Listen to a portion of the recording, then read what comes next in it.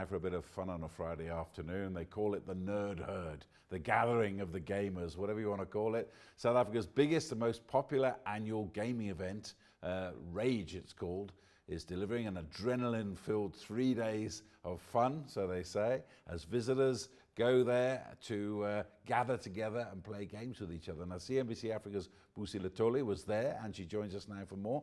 Just try and paint a picture for us of this thing. You've got the dome, and it's full of young people, I assume. It's actually full of young and old people, which was surprising because we always think that it's only about young people, but older people, the older generation, are also into it. Well, there's some of the pictures there of people going in this morning when you were there, but also, you know, it's seen as a young white male thing. Yes. But you're saying that's not so? No, Chris, not at all. So there were some women who were actually playing, some women who have dedicated themselves to learning how to game, you know, and make some money on the side. So that was kind of really impressive for me, like just to see those women out there. And some people, it's like a career for them, you know, they're like making money out of it. Did you meet any of those people? I did.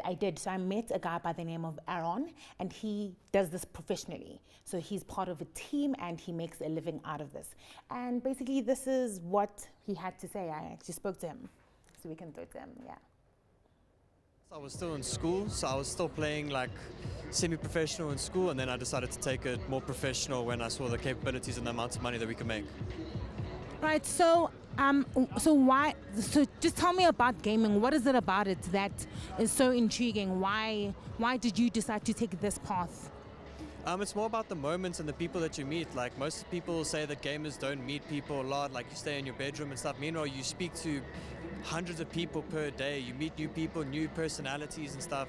And then from there, there's also, like, as I said, the moments that you have insane moments where you sit there and your heart starts racing and then like your hands start shaking, and it's always incredible. You live for those moments. When it comes to money for the tournaments and stuff, it's not feasible to play it like throughout the year and expect a constant income per month, but there is one huge tournament throughout the year that you play 4 legs a month, and then on the last after the last leg you end up playing the finals, and the finals is about like it's a 1.1 million rand finals. Then that is split between the 8 teams that normally play in the finals, and that is pretty much like the big bucks toward the end of the year.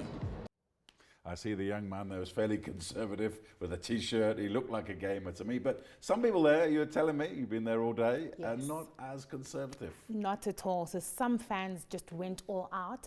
I met a guy by the name of Sam. So he was dressed as a character called Gen G, and it's incredible the amount of time he took to make the outfit and the money that, you know, he paid for it. You can see the passion that some of these fans really have, you know, for gaming and for the entire industry. So it was really, really awesome. And this is what he had to say. Well, it's just a community, you know. There's gamers have always been seen as, you know, they're these nerdy dudes chilling around in the corner. But realistically, you can look around, such a big community. All of us together, we can share our different ideas, designs, brand new games, everything. So it's all about bringing us together here. Your outfit looks extremely interesting.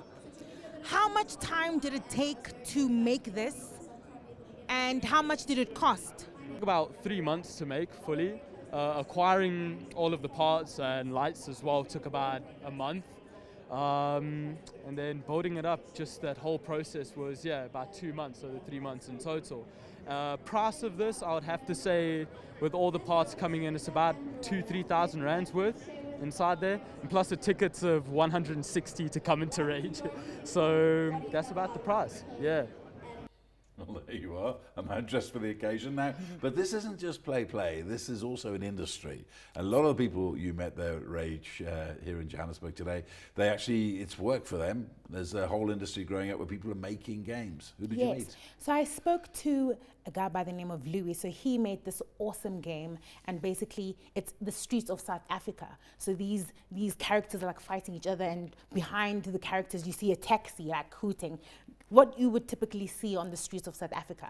So he developed this game, and he wants the industry to grow in this country, and this is what he had to say about our current state of gaming in South Africa?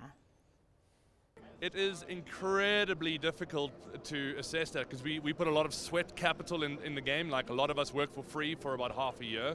So I'm a freelance creative, so I have to work other jobs in order to keep this job afloat.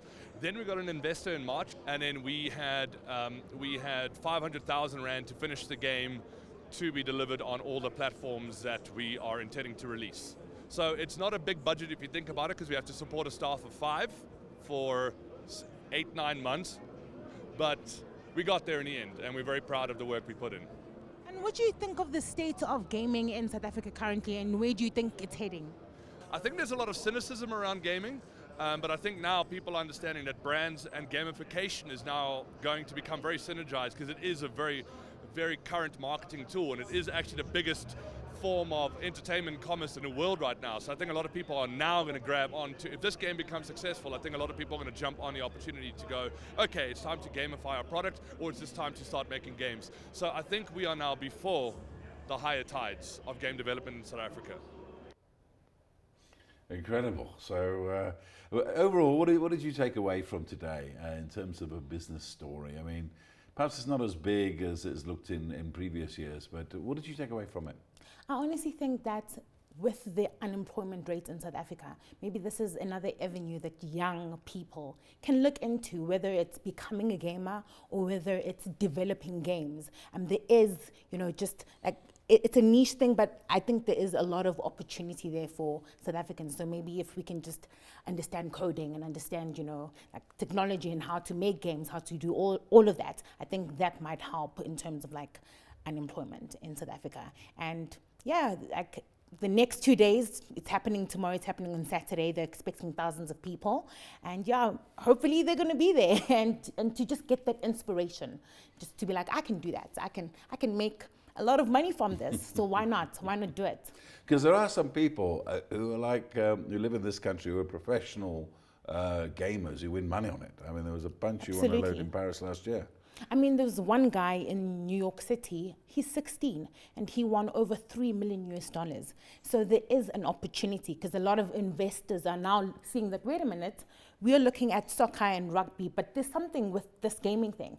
And I mean, you want the attention of like kids and the older generation. So that's the beauty of gaming, that you can literally you can be a 13-year-old and you can be 30 and play it and do it. And it doesn't require you to work out like, typical rugby players or, athletes. You can actually do it from your room. You go into YouTube, you can make a career for yourself in your living room, in your bedroom. So why not? Why not do it? But having said that, I remember us going to film the training sessions for this team, one of the teams that went to Paris, and they all sit there for like 18 hours at a time in bedrooms in a house somewhere in Johannesburg, just playing constantly.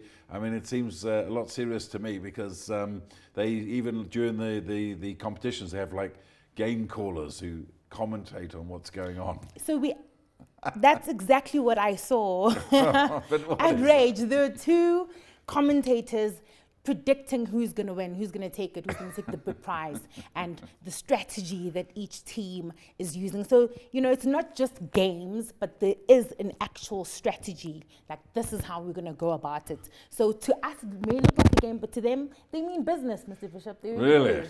They mean business. And anything in particular that impressed you? I mean, I don't know.